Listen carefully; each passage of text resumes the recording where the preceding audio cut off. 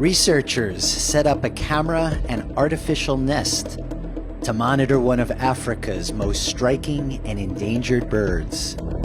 They weren't expecting this visitor. Leopards are among the world's most versatile predators. They'll eat just about anything, anywhere, and are quite comfortable high up in trees, where they bring their prey, flee from lions, and sometimes find their next meal.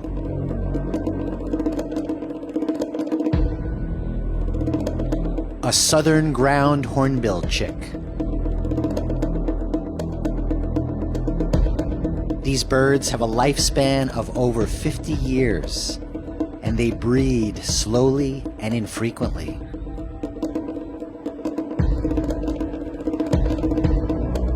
The loss of even one chick is heartbreaking and a blow to conservation efforts.